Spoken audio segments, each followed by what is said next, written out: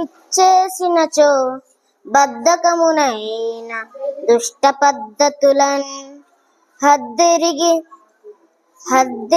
లేవకున్నను ముద్దువలే జూతురతని ముద్దు కుమారా. పెద్దలు విచ్చేసినచో బద్ధకమునైన దుష్ట పద్ధతులన్ హద్దెరిగి లేవకున్నను ముద్దువలే జూతురతని ముద్దు కుమారా. గుడికి వెళ్ళుటనకు గొడవ చేయరాదు, తల్లి తండ్రి మాట తప్పరాదు, పెద్దవారి మాట పెన్నది సమమౌను, తెలిసి మెలగ మేలు తెలుగు బాల.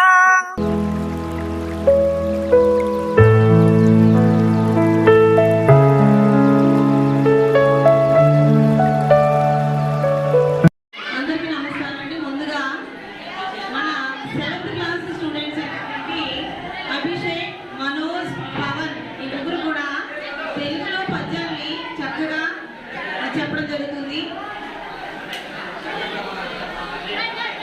నన్నయ్యగా అభిషేక్, తిక్కనగా పవన్, ఎర్రగా మనోజ్ ఇప్పుడు రాగయుక్తంగా పంచపట్నం చేస్తారు. ప్రపంచంలో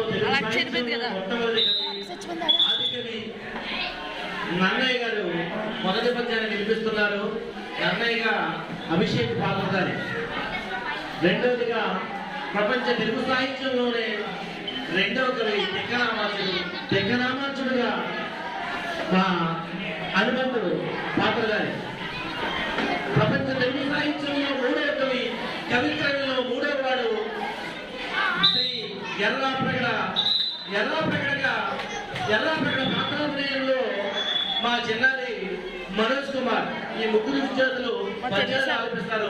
సవినయంగా సభికులందరూ వినవలసిందిగా మనవి.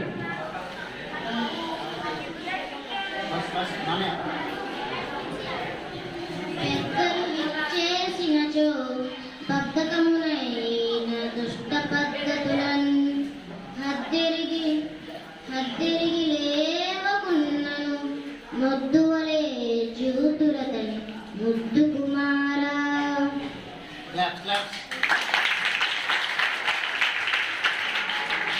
నీతి మీద వార్త నిజము పుట్టిన మైత్రి చేయుచుండగాని నటించుచుండు అదియో సజ్జనాలయందు జల్పితమేని రాత గీతినట్టి గీత కాదే.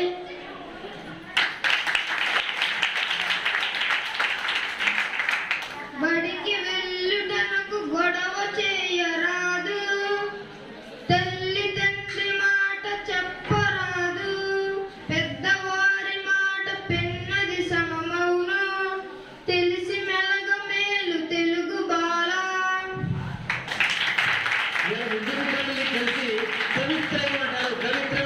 ముగ్గురు కలిసి తెలుగు సాహిత్యంలో ఆధునికం కాబట్టి ఈ ముగ్గురు నన్నయ్య, తెక్కన, ఎర్రన్న మీరు ముగ్గురికి అభిషేకం గట్టిగా అభినందన.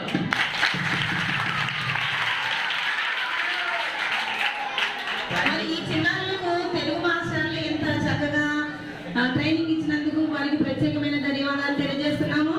తెలుగు మాస్టర్లు అందరూ కూడా వేదిక దగ్గర రావాల్సిందిగా కోరుతున్నాం. ఎంత చక్కగా మేకప్ చేసినటువంటి మన అప్పలయ్య సార్కి ప్రత్యేకమైన ధన్యవాదాలు తెలియజేస్తున్నాం sir.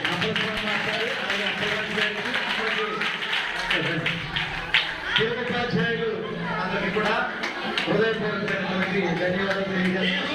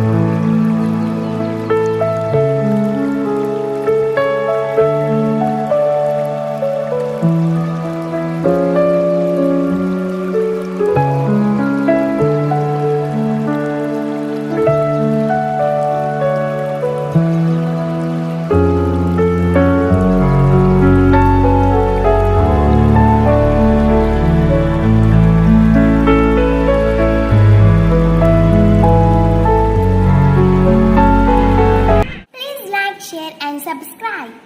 Please like, share and subscribe.